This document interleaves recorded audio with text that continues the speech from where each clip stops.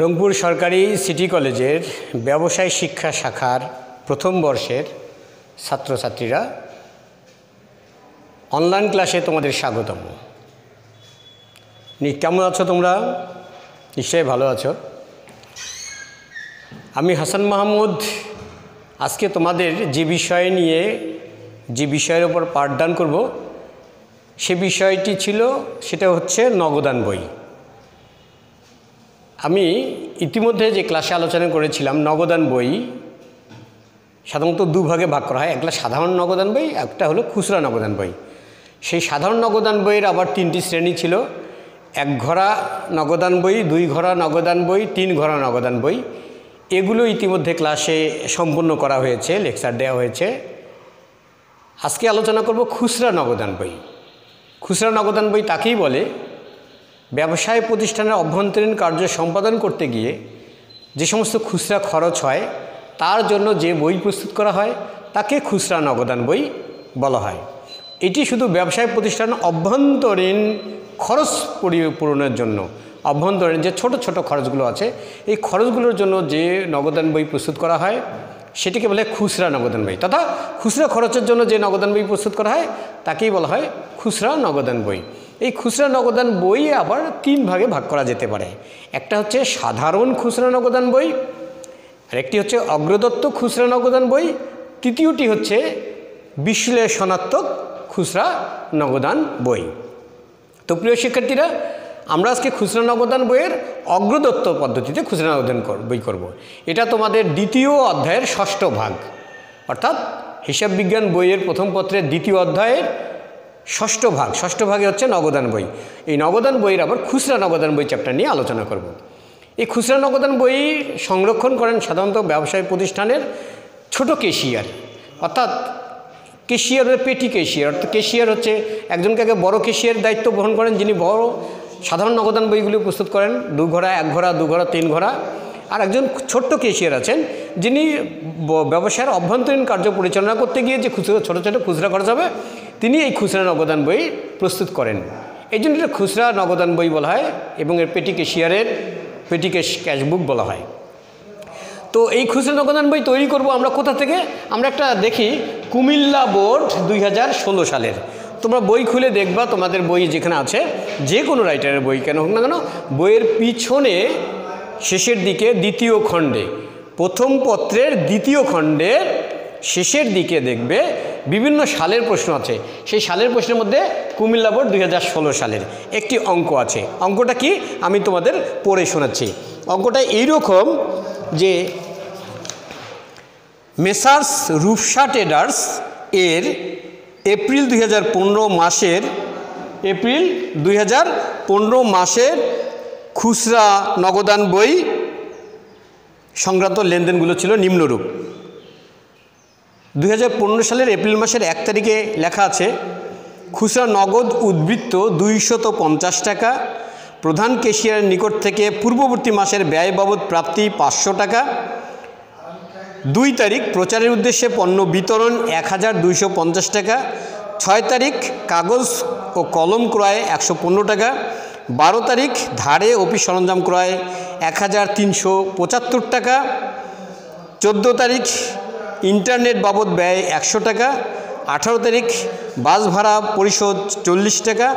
21 তারিখ পুরাতন আসবাবপত্র কাগজ বিক্রয়, পুরাতন খবরের কাগজ বিক্রয় 280 টাকা। 23 তারিখ ডাক খরচ 45 টাকা। 25 তারিখ মণিহারি দ্রব্য ক্রয় 65 টাকা। 28 তারিখ পুরাতন আসবাবপত্র বিক্রয় 680 টাকা এবং 30 তারিখে পিয়নকে বকশিস প্রদান 50 টাকা। আমরা যে লেনদেনগুলো দেখলাম এগুলোর সাথে ছোটো ছোটো খরচ, এগুলা ব্যবসার অভ্যন্তরীণ কার্য পরিচালনা করতে গিয়ে এই খরচগুলো করতে হয়েছে। আর এই খরচগুলো করেন একজন ছোট কেশিয়ার, যার দায়িত্বে এই খুচরা খরচগুলো সম্পাদিত হয়ে থাকে। তো এই ছোট কেশিয়ার এই ছোট ক্যাশবুক প্রস্তুত করবেন। তো এই তথ্যগুলো থেকে তোমাকে বলা হলো ক, খুচরা নগদান বহির্ভূত লেনদেনগুলো লিপিবদ্ধ করো। খুচরা নগদান বহির্ভূত লেনদেনগুলো লিপিবদ্ধ করো। অর্থাৎ এই যা তথ্যগুলো উপাদানগুলো পড়া হলো, লেনদেনগুলো পড়া হলো, এই লেনদেনের মধ্যে যেগুলো খুচরা নগদান বইতে আসবে না সেগুলোর পরিমাণ লিপিবদ্ধ করতে বলছে। এখন খুচরা যেগুলো লেনদেন খুচরা নগদান বইতে আসবে না, তো এখন প্রশ্ন হচ্ছে কোনগুলো আসবে না? খুচরা নগদান বইতে শুধু খুচরা খরচ আসবে, কিন্তু যে লেনদেনগুলো বড়, স্থায়ী, মূলধন জাতীয় ব্যয়, মূলধন জাতীয় হয়, সেগুলো এই খুচরা নগদান বইতে আসবে না। শুধু ব্যয় আসবে মুনাফা জাতীয় ব্যয়, প্রতিষ্ঠান পরিচালনা করতে গিয়ে প্রতিনিয়ত যে ছোট ছোট খরচে কাগজ, কলম, কার্বন, পেন্সিল, রাবার, ইরেজার, নানান ধরনের দ্রব্য সামগ্রীর প্রয়োজনে এগুলোই শুধু বসবে, কিন্তু যেগুলো মূলধন জাতীয় ব্যয় সেগুলো খুচরা নগদান বইতে আসবে না। তাই বলা হচ্ছে এখানে কিছু ব্যয় দেওয়া আছে মূলধন এবং মুনাফা উভয় জাতীয়, এখান থেকে বলা হচ্ছে যেগুলো মূলধন বা যেগুলো খুচরা নগদান বইতে আসবে না তার পরিমাণ নির্ণয় করো। কতে এই প্রশ্নটা চাওয়া হয়েছে। তাহলে আমরা এই কয়ের সমাধানটা নিই, খুচরা নগদান বহির্ভূত লেনদেনগুলো লিপিবদ্ধ করো। তা আমরা লিখতে পারি এখন কয়ের সমাধান লিখতে খুচরা নগদান বহির্ভূত লেনদেনগুলোর পরিমাণ আমরা নির্ণয় করব। এটা বিবরণ আর পরিমাণ টাকায়, খুচরা লেনদেন বহির্ভূত। আমরা একটু আবার পড়ে আসি এবং সেখান থেকে দেখি। প্রচারের উদ্দেশ্যে পণ্য বিতরণ, প্রচারের উদ্দেশ্যে পণ্য বিতরণ, এটা খুচরা খরচের টাকা পয়সার হিসাব, কিন্তু বিতরণ করা হয়েছে কি পণ্য। পণ্য তো ছোট ক্যাশিয়ারের কাছে থাকার কথা নয়, ছোট ক্যাশিয়ারের কাছে টাকা আছে, তিনি টাকার খরচ কত টাকা করলেন তা দেখাতে পারেন। তিনি পণ্য বিতরণ করার হিসাব তার কাছে নাই, কারণ তার কাছে পণ্য থাকে না। সুতরাং ছোট ক্যাশিয়ারের এখানে বলা হচ্ছে প্রচারের জন্য পণ্য বিতরণ, এটা খুচরা নগদান বইতে অন্তর্ভুক্ত কোনো লেনদেন নয়, এটা অন্তর্ভুক্ত করে দেওয়া হয়েছে তোমাদের বোঝানোর জন্য। তাহলে এটা আমরা এই কথাটাও লিখতে পারি যে প্রচারের উদ্দেশ্যে পণ্য বিতরণ, প্রচারের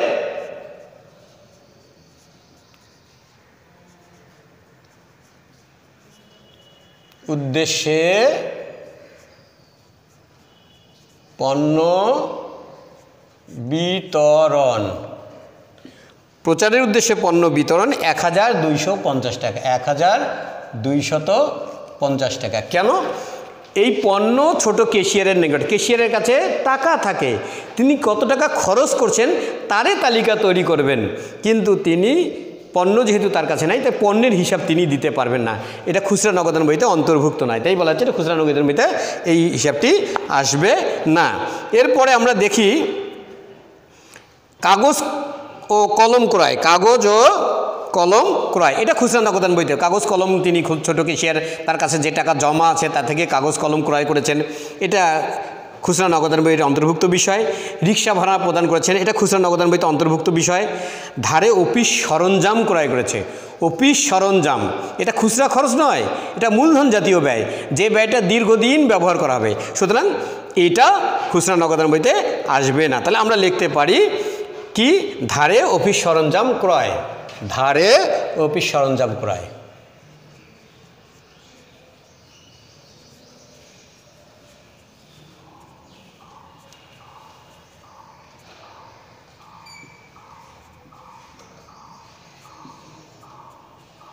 ধারে অফিস সরঞ্জাম ক্রয়ের পরিমাণ হচ্ছে 1375 টাকা, 1375 টাকা। আচ্ছা গেল ইন্টারনেট বাবদ ব্যয়, তাহলে ছোটো ক্যাশিয়ারের কাছে যে টাকা জমা ছিল তিনি দিকে ইন্টারনেটের বাবদ খরচ করতে পারেন, এটা ছোটো খুচরা নগদান বইয়ের অন্তর্ভুক্ত বিষয়। বাস ভাড়া পরিশোধ করেছেন, তিনি হয়তো যাতায়াত করেছেন তার জন্য একটা ভাড়া দিতে হয়েছে, এটা খুচরা নগদান বইতে অন্তর্ভুক্ত বিষয়। পুরাতন খবরের কাগজ বিক্রয় করেছেন, এটা খুচরা নগদান বইতে, বিক্রয় করে আয় করেছেন, এটা খুচরা নগদান বইতে শুধু ব্যয়ের হিসাব বসবে। খুচরা নগদান কী বসবে? শুধু ব্যয়গুলো আসবে। অর্থাৎ যদি আমি ছোট ক্যাশিয়ার হই, আমি বড় ক্যাশিয়ারের কাছে একটা নির্দিষ্ট পরিমাণ টাকা মাসের শুরুতে নেব, এখান থেকে সারা মাসে কী কী খরচ করলাম তারই তালিকা তৈরি করব, সেটা হচ্ছে খুচরা নগদান বই। কিন্তু আমি আসবাব খবরের কাগজ বিক্রি করার দায়িত্ব ছোট ক্যাশিয়ারের নয়, তাই এটাও খুচরা নগদান বইতে আসবে না। এখানে লিখতে পারি পুরাতন খবরের কাগজ বিক্রয়, পুরাতন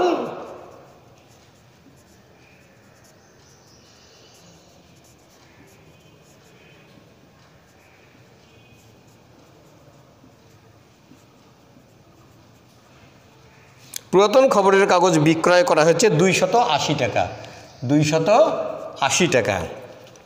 তো এরপর আছে পুরাতন খবরের কাগজ বিক্রয় 21 তারিখ, 23 তারিখ ডাক খরচ, তাহলে যোগাযোগের জন্য যেন খরচ, ডাক টিকিট বা তোমার পোস্ট অফিসের মাধ্যমে যে খরচগুলো, এটাকে ডাক খরচ বলা হয়। একটু খরচ হবে। মণিহারি দ্রব্য ক্রয়, এটা ছোটো কেশিয়ার এই টাকা খরচ করতে পারবে। পুরাতন আসবাবপত্র বিক্রয়, পুরাতন আসবাবপত্রটা মূলধন জাতীয় যেমন ব্যয়, বিক্রি করলে মূলধন জাতীয় আয়, এটাও ছোটো কেশিয়ারের এখতিয়ারের বাইরে, তাই এটাও ছোটো কেশিয়ারের বইতে খুচরা নগদান বইতে অন্তর্ভুক্ত হবে না। আমরা লিখতে পারি পুরাতন আসবাবপত্র বিক্রয়, পুরাতন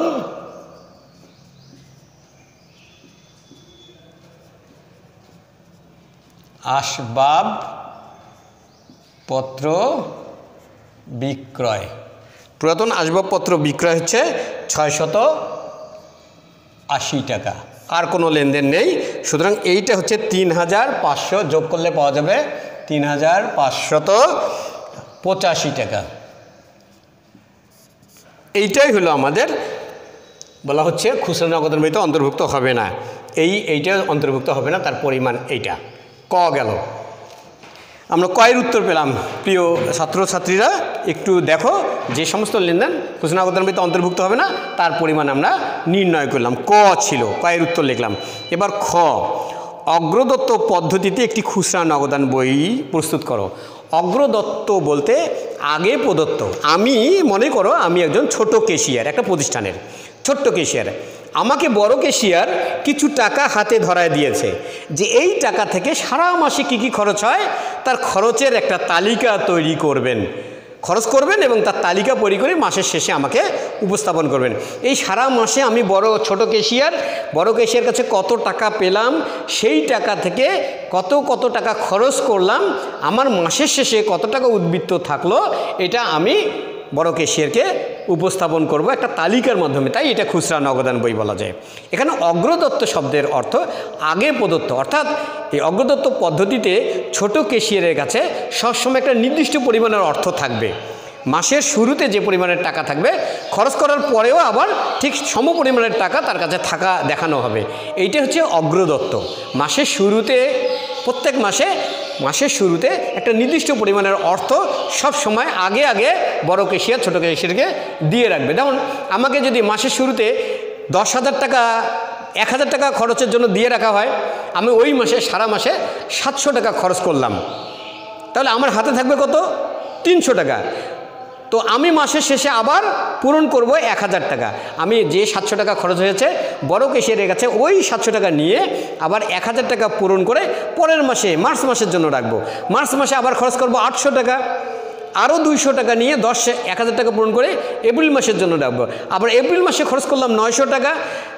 আমি বড় কেশিয়ারের কাছে 900 টাকা নিয়ে হাতের 100 টাকা আছে, 1000 টাকা পূরণ করে মে মাসের জন্য আমি রাখবো। এভাবে আগে বড় কেশিয়ারের ছোটো কেশিয়ারের কাছে আগে যে পরিমাণের টাকা থাকে তাকে অগ্রদত্ত টাকার পরিমাণ বলা হয়। তাই পদ্ধতিটা হচ্ছে অগ্রদত্ত। শুরুতে বলা হচ্ছে খুচরা নগদ উদ্বৃত্ত ছিল 250 টাকা, অর্থাৎ খুচরা নগদ উদ্বৃত্ত আমরা এটা অঙ্ক করছি 2015 সালের কি মাসে? এপ্রিল মাসে। আমি একটা খুচরা নগদান বইয়ের ছক এঁকেছি, দেখা যায় এই খুচরা নগদান বইয়ের এই দিকটা মনে করে এখান থেকে এটা নাই, এটা মনে করে এইটুকু নাই, এই অংশটুকু এটা নগদ প্রাপ্তির ঘর। আমি ছোট কেশিয়ার বড় কেশিয়ার কাছে কত টাকা পাচ্ছি তার তথ্য এখানে দেব, কোন তারিখে পেলাম সেটা লিখব, কী বাবদ পেলাম সেটা লিখব। আর আবার যদি খরচ করি ওই একই তারিখে কোন তারিখে কী বাবদ খরচ করছি খরচের ঘর, তাহলে এটা প্রাপ্তির ঘর আর এটা প্রদানের ঘর। পাওয়া গেলে বাম দিকে প্রাপ্তি, খরচ হলে ডান দিকে প্রদান। আর একই ঘরে বিবরণ, পাওয়ারও তথ্য একই ঘরে, প্রদানেরও তথ্যপত্র একই ঘরে, এবং তারিখও একই তারিখে একই কলামে পাওয়ার এবং খরচের একটা তারিখের ঘর থাকবে। মানে প্রাপ্তির জন্য আলাদা তারিখ, প্রদানের জন্য আলাদা তারিখ, প্রাপ্তির জন্য আলাদা বিবরণ, প্রদানের জন্য আলাদা বিবরণ নেই। এক বিবরণের ঘরে প্রাপ্তি প্রদান, এক তারিখের ঘরে প্রাপ্তি এবং প্রদান আমরা লিখব। তো এইটুকুই মনে করে এইটুকু একটা মূল ছক, এটা প্রধান ছক। নগদ প্রাপ্তি, তারিখ, বিবরণ, ভাউচার নগদ প্রদান। আমি বড় কেশিয়ারের কাছে যেগুলো টাকা পাবো সেগুলো বাম দিকে লিখবো, আর যা খরচ করবো সেগুলো ডান দিকে লিখবো। এই তো, আর কিছু না। তো দেখা যাক, শুরুতেই বলেছে খুচরা নগদ উদ্বৃত্ত। তাহলে আমি এপ্রিল মাসে অঙ্ক করছি, 2015 সালের এপ্রিল মাস, 2015 সালের এপ্রিল মাস, এপ্রিল 1 তারিখে তো 1 তারিখে এখানে বলা হচ্ছে নগদ উদ্বৃত্ত 250 টাকা। নগদ উদ্বৃত্ত বলতে এপ্রিল মাসের আগে কি মাস ছিল? মার্চ ছিল। মার্চ মাসে খরচ করার পর যে টাকা বেঁচে গেছে সেই টাকাটা এপ্রিল মাসে নিয়ে আসা হয়েছে। যখন এপ্রিল মাসে নিয়ে আসা হয় তখন তাকে বলা হয় ব্যালেন্স বিডি বা ব্যালেন্স বিএফ।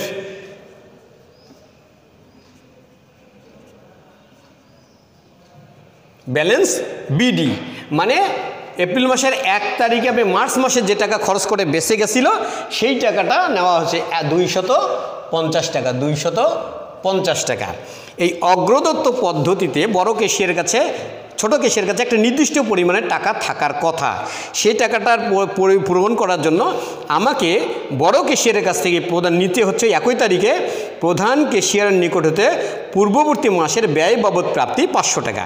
অর্থাৎ পূর্ববর্তী মাস বলতে এপ্রিলের আগে ছিল মার্চ মাস। মার্চ মাসে ছোট ক্যাশিয়ার, আমি ছোট ক্যাশিয়ার, আমার কাছে ছিল 700 টাকা। কত টাকা ছিল? 750 টাকা। আমি ও মাসে খরচ করেছি 500 টাকা। ও মাসে খরচ করেছি 500 টাকা। খরচ করার পর আমার বেঁচে গেছে 250 টাকা। সেই 250 টাকা এপ্রিল মাসে নিয়ে আসা হলো।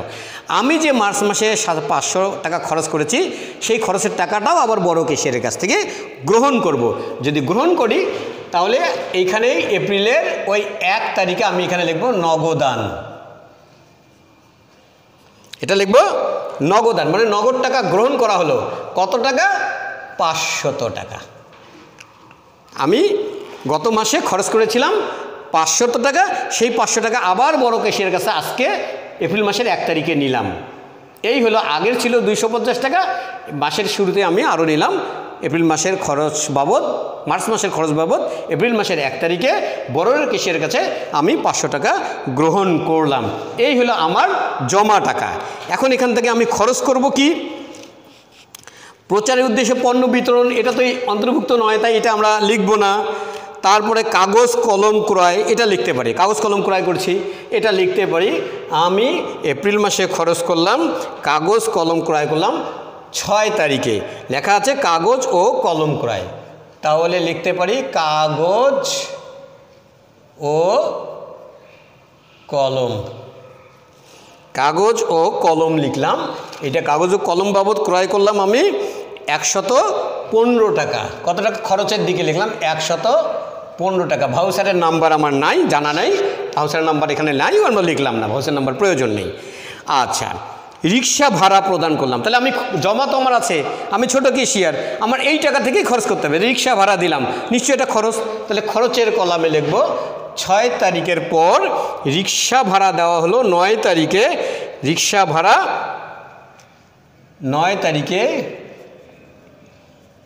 রিক্সা ভাড়া দেওয়া হলো। রিক্সা ভাড়া দেওয়া হলো 50 টাকা। রিক্সা ভাড়া দিলাম কত টাকা? 50 টাকা। দেখা যাক, রিক্সা ভাড়া দিলাম। তারপরে 12 তারিখ বলছে ধারে অফিস সরঞ্জাম ক্রয়। অফিস সরঞ্জাম তো ছোট ক্যাশিয়ার ক্রয় করবে না, ছোট ক্যাশিয়ার শুধু খরচ করবে, সুতরাং ছোট ছোট খরচ এটাও অন্তর্ভুক্ত নাই। তো পুরাতন অফিস সরঞ্জাম ক্রয় এটা নগদান বইয়ের বহির্ভূত, তাই নগদান বইতে এটা এই বইতে বসবে না, খুচরা নগদান বইতে বসবে না, খুচরা নগদের বাহিরের এটা। এরপরে বলছে ইন্টারনেট বাবদ ব্যয়। ইন্টারনেট সে একটা প্রতিনিয়ত প্রতিদিনের খরচ। এই ইন্টারনেট বাবদ ব্যয় আমি এই টাকা আমার জমা আছে, এটা এখান থেকে ইন্টারনেট বাবদ ব্যয় করতে পারি। 9 তারিখের পর আসি আমি ইন্টারনেট বাবদ ব্যয় 14 তারিখে। 14 তারিখে ইন্টারনেট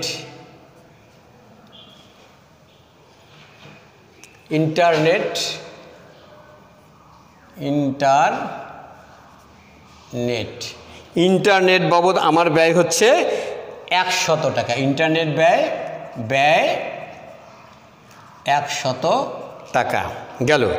আমরা তারপরে আসি ইন্টারনেটের পরে আছে বাস ভাড়া পরিশোধ, এটাও খরচ। 14 তারিখের পর হচ্ছে বাস ভাড়া দিলাম। 18 তারিখে বাস ভাড়া দেওয়া হলো 40 টাকা। বাস ভাড়া দেওয়া হলো 40 টাকা। 21 তারিখ পুরাতন খবরের কাগজ বিক্রয় ছোট ক্যাশিয়ার আমি, আমার কোনো খবরের কাগজ বিক্রয় করার এখতিয়ার নাই, সুতরাং এটা নগদান বইতে আমি লিখব না, এটা আমার খরচের অন্তর্ভুক্ত নয়। তো এটা খরচের বহির্ভূত, এই যে খরচের বহির্ভূত লেনদেনের মধ্যে অন্তর্ভুক্ত হয়েছে। তো 23 তারিখ আসি, ডাক খরচ, ডাক যোগাযোগের জন্য যদি খরচ হয় সেটা হলো ডাক খরচ। এবার 23 তারিখে লিখি ডাক খরচ, ডাক খরচ, ডাক খরচ হলো আমার 45 টাকা, ডাক খরচ 45 টাকা। 25 তারিখ মণিহারি দ্রব্য ক্রয়, মণিহারি ব্যবহারের জন্য নানা ধরনের দ্রব্য সামগ্রী, তার মধ্যে একটা হচ্ছে মণিহারি। তো এটাও খরচ হিসাবে দেখাবো। 25 তারিখ মণিহারি দ্রব্য ক্রয়, মণিহারি দ্রব্য, মণিহারি দ্রব্য, মণিহারি দ্রব্য আমরা ক্রয় করলাম, মণিহারি দ্রব্য ক্রয় হলো 65 টাকা। এরপরে আসি, আবার বলছে পুরাতন আসবাবপত্র বিক্রয়। আমি ছোট ক্যাশিয়ার, আমার শুধু জমা টাকা থেকে খরচ করার এখতিয়ার আছে, তারপরে ছোট ছোট খরচ, আমি কোনো আসবাবপত্র বিক্রি করার এখতিয়ার রাখি না, এটা আমার হিসাবের অন্তর্ভুক্ত নয়, আমার কার্যের অন্তর্ভুক্ত নয়, সেই জন্য এটা আমার খুচরা নগদান বইতে আসবে না। পুরাতন এটা খুচরা নগদান বহির্ভূত একটা দফা, তাই এটা খুচরা নগদান বইতে আসবে না। আসি 30 তারিখে পিয়নকে বকশিস, কাজ করতে গিয়ে পিয়নকে বকশিস দিতে হলো, তাহলে এটা আমার একটা খরচ, এটা 30 তারিখ লিখতে পারি পিয়নকে বকশিস, আমরা শুধু বকশিস লিখতে পারি, অত বড় কথা না লিখে, বা বকশিস বা পিয়নকে বকশিস, বকশিস লিখতে পারি, বকশিস।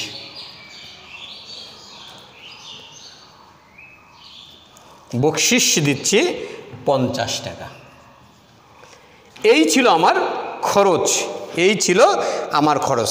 তাহলে আমি এই যে খরচগুলো করলাম, একটা দফাটা হিসাব করে দেখি কতগুলো টাকার খরচ করলাম।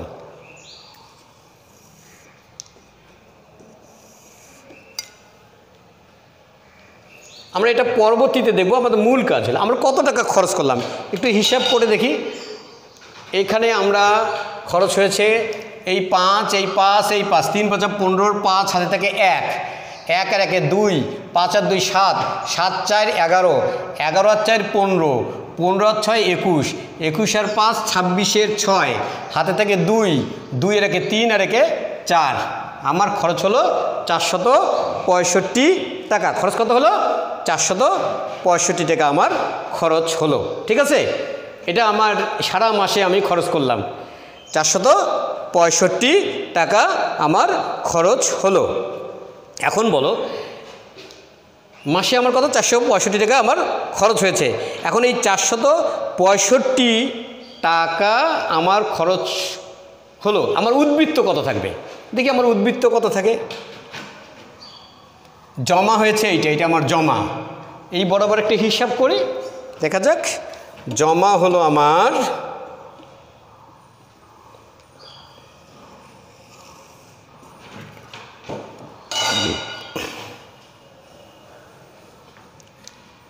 জমা হলো 750 টাকা। আমি বড় কেসের কাছে 750 টাকা নিয়েছি, ঠিক আছে। এই 750 টাকা এদিকে নিয়ে আসা হলো। 750 টাকা আমি খরচ করেছি কত? 465 টাকা। 750 টাকা আমি বড় কেসের কাছে নিয়েছিলাম, আর ওই মাসে এপ্রিল মাসে সারা মাসে খরচ করলাম 465 টাকা। এখন আমার কাছে ব্যালেন্স থাকবে কত? কয় টাকা থাকে দেখো। এই 0 থেকে 5 বিয়োগ করলে 5, 10 থেকে 5 বিয়োগ করলে 5, হাতে থাকে 1, 6 একে 7, 7 আছে 15, 8, হাতে থাকে 1, 4 একে 5, 2, 285 টাকা। আমার 750 টাকা জমা ছিল, খরচ করলাম 485 টাকা। ব্যালেন্স থাকলো কত? এইটা ব্যালেন্স মাসের শেষের দিনে। মাসের শেষ হলো এপ্রিল মাস, এপ্রিল মাসের শেষের দিন হচ্ছে 30 তারিখ শেষ হয়, তাহলে 30 তারিখে আমরা লিখতে পারি ব্যালেন্স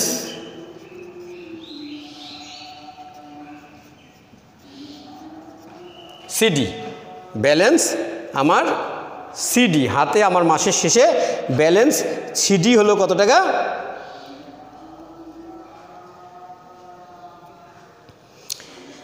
285 টাকা, ঠিক আছে।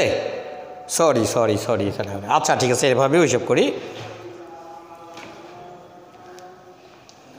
ছকটা একটু বাড়াই দিতে হবে।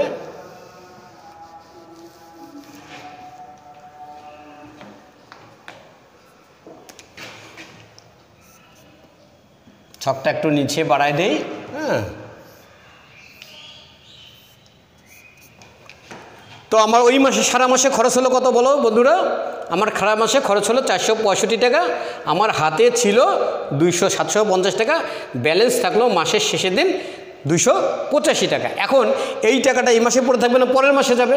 পরের মাসে যাবে। পরের মাসের নাম কি হবে? এপ্রিল পরের মাসের পরে আসবে মে মাস। কি মাস আসবে? মে 1 তারিখ। একটু নিচে লিখি, মে 1 তারিখ, ব্যালেন্স বিডি। অর্থাৎ এই যে 285 টাকা আমার ব্যালেন্স থাকলো, এটা মে মাসের 1 তারিখে আবার হাতে থাকবে 285 টাকা। ওই টাকাটাই ব্যালেন্স বিডি হিসেবে মাসের শেষে ডেবিট ব্যালেন্স হিসেবে দেখানো হলো। যেহেতু আমি সর্বসময় আমার কাছে 750 টাকা থাকা লাগবে, কয় টাকা লাগবে? 750 টাকা। আমি খরচ করছি, আমার হাতে আছে 285 টাকা, খরচ করেছি কত? 465 টাকা। আবার 465 টাকা মে মাসে আমি বড় ক্যাশিয়ারের কাছে নেব। মে মাসের এই 1 তারিখে আবার নেব নগদান হিসাব। নগদান কয় টাকা নেব? খরচ করেছে 465 টাকা, 465 টাকা নেব। এইটা নিলে আমার মাসের শেষে আবার ব্যালেন্স থাকবে কত টাকা? এইটা মিলে হবে 750 টাকা। প্রিয় শিক্ষার্থী, আমরা জমা এবং খরচের পরিমাণ নির্ণয় করলাম। এখন বলছে খুচরা যে খরচগুলো করলেন তার একটা বিশ্লেষণ করে দেখান, কি কি খরচ করলেন। তা আমরা একটু দেখি খরচের ক্যাটাগরি। কাগজ কলম এক ধরনের, রিক্সা ভাড়া এক ধরনের, ইন্টারনেট, বাস ভাড়া, ডাক টিকিট, মনিহারি, বকশিস।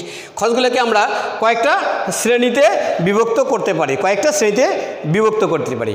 মনিহারি একটা ধরতে পারি। একটা হচ্ছে মনিহারি, এখানে যেগুলো কাগজ কলম কারণ এগুলো এক ধরনের হিসাব। কাগজ এক ধরনের হিসাব, এটা মনিহারি। এই ঘরেটা দিলাম মনিহারি। একটা রিক্সা ভাড়া আর এক ধরনের, তাই এটা রিক্সা ভাড়াকে আমরা কি করতে পারি? যাতায়াত খরচের মধ্যে ফেলতে পারি। রিক্সা ভাড়া এটা একটা যাতায়াত খরচ, এটা দিলাম যাতায়াত। ইন্টারনেট ব্যয় এটা ডাক ও যোগাযোগের জন্য, তাই এটা ডাক খরচে। ডাক ও তার, এর নাম দিয়ে ডাক ও তার। আর একটা বকশিস দিয়েছি, এটা হলো বিবিধ লিখে দিতে পারি। এই 4 ধরনের আমার খরচ হয়। এখন খরচগুলোর বিশ্লেষণ করে দেখাই। কাগজ কলম এটা মনিহারি, এটা কত টাকা? 115 টাকা। এই মনিহারির ঘরে বসানোর 115 টাকা। রিক্সা ভাড়া এটা একটা যাতায়াত, তাই রিক্সা ভাড়া যাতায়াতের ঘরে দেখানো হলো 50 টাকা। ইন্টারনেট ব্যয় এটা ডাক এবং তার জাতীয় খরচ, যোগাযোগের খরচ।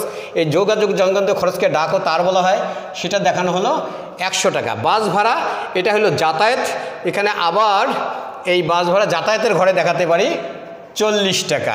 ডাক খরচ সেটা ডাক ও তারের জন্য আমরা খরচ দেখাতে পারি, এখানে দেখাতে পারি 45 টাকা। মনিহারির ঘরে দেখাবো আমরা 65 টাকা। এবং বকশিস এটা বিবিধর ঘরে দেখাতে পারি, বকশিস দেখাতে পারি 50 টাকা। প্রিয় শিক্ষার্থী, এখন শ্রেণীবিন্যাস করলাম, যেখানে যেগুলো খরচ হয়েছে কয় শ্রেণী খরচ করা হলো? 4 শ্রেণী হলো। একটা মনিহারি, এখানকার যতগুলো খরচ হয়েছে তার একটা শ্রেণী মনিহারি ধরা হয়েছে। যাতায়াত রিক্সা ভাড়া বাস ভাড়ার জন্য একটা যাতায়াত ধরা হয়েছে। ডাক খরচ, ইন্টারনেট ব্যয়, এরকম মোবাইল ব্যয়, এরকম পোস্ট অফিস বা অন্য কোনো পরিবহন বা অন্য বাবদ যেগুলো যোগাযোগের জন্য যেগুলো খরচ হয় সেটা ডাক ও তার বলা হয়। টেলিফোন ব্যয় এটা তার, এবং বিবিধ খরচ ধরা হলো। এখন যোগ করে দেখি মনিহারি খরচ কত হলো? 5 5 10 টাকা, 6 1 7 আর 1 8 টাকা, 180 টাকা। এটা আমি ক্লোজ করে দিলাম। তারপরে এটা হলো 90 টাকা, এটা খরচ ক্লোজ করে দিলাম। এটা হলো 145 টাকা, এটা খরচ ক্লোজ করে দিলাম। এটা 50 টাকা, এটা খরচ ক্লোজ করে দিলাম। ঠিক আছে, এই খরচগুলো কিন্তু এখানে থাকবে না, এই খরচগুলো আমাকে ট্রান্সফার করতে হবে। এই খরচগুলোকে আমাকে ট্রান্সফার করতে হবে অন্য একটা হিসাবে। এই খরচগুলোকে আমি ট্রান্সফার করতে হবে খতিয়ানের ঘরে, তাই এইখানে লিখতে হবে ট্রান্সফার খতিয়ান পৃষ্ঠা। এই ঘরগুলোতে আমরা লিখতে পারি খতিয়ান পৃষ্ঠা, খতিয়ান পৃষ্ঠা, খতিয়ান পৃষ্ঠা খতিয়ান পৃষ্ঠা, মানে এগুলো খতিয়ানের ঘরে ট্রান্সফার হবে এই খরচগুলো। এই ছিল খুচরা খরচের বিবরণ। তাহলে আমরা দেখলাম বড় ক্যাশিয়ারের কাছ থেকে আমরা টাকা নিয়েছি 250 টাকা আগের ছিল, আর নিলাম 500 টাকা। এই মোট 750 টাকা থেকে খরচ করা হলো 465 টাকা। মাসের শেষে থাকলো 285 টাকা। এই 285 টাকা পরের মাসের 1 তারিখে আমরা ট্রান্সফার করলাম, এবং পরের মাসের 1 তারিখে বড় ক্যাশিয়ারের কাছে আবার দেখানো হবে। বড় ক্যাশিয়ারের কাছ থেকে 465 টাকা খরচে 465 টাকা নিয়ে 750 টাকা পূরণ করে দেখানো হবে, আর এই খরচগুলো বিবরণ বিশ্লেষণ করে দেখানো হলো। এই ছিল কি ছিল খুচরা নগদান বই অগ্রদত্ত পদ্ধতিতে। এই অগ্রদত্ত মানে আগে মাসের শুরুতে দেখুন এখানে 750 টাকা, এখানেও দেখো মাসের শুরুতে 750 টাকা। এখন মে মাস যাবে, জুন মাসের শুরুতেও 750 টাকা থাকবে, জুলাই মাসের শুরুতেও 750 টাকা থাকবে। এই টাকা থাকবে বলে এটার নাম অগ্রদত্ত খুচরা নগদান বই। প্রিয় শিক্ষার্থী, এখানে আর একটি কাজ করতে বলছে। বলেছে যে খুচরা নগদান বইয়ের অগ্রদত্ত ব্যয়সমূহের জন্য সংশ্লিষ্ট খতিয়ান হিসাবগুলো দেখো। তাহলে ব্যয় আমাদের কয়টা? মণিহারি একটা, যাতায়াত একটা, ডাক্তার একটা, বিবিধ একটা। এইটার জন্য আমাদের খতিয়ান তৈরি করতে বলছে। তাহলে 4টা খরচ আছে, তার 4টা খতিয়ান করতে হবে। এখন আমরা খতিয়ান করার জন্য এখানে একটা ছক এঁকেছি, চলমান জের ছক, আধুনিক পদ্ধতিতে চলমান জের ছক। প্রথম খরচটার নাম হচ্ছে মণিহারি। প্রথম খরচটার নাম হচ্ছে মণিহারি খরচ, মণিহারি দ্রব্য। ঠিক আছে? এখন মণিহারি, এটা তারিখের ঘর, তোমরা জানো এটা তারিখ, এটা বিবরণ বা হিসাবের নাম, এটা হিসাবের নাম, এটা হলো সূত্রের ঘর, এইটা হলো ডেবিট টাকা, ডেবিট টাকা, এটা ক্রেডিট টাকা, এটা খতিয়ান তোমরা যারা করেছো, ক্রেডিট টাকা, এটা হলো জের, এটা ডেবিট জের, এটা হলো ক্রেডিট জের। তার মানে তোমার জমা আছে কত, খরচ হয়েছে কত টাকা?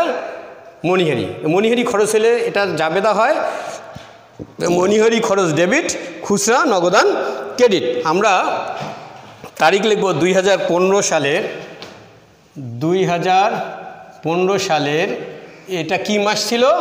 ওটা মাস ছিল এপ্রিল মাস।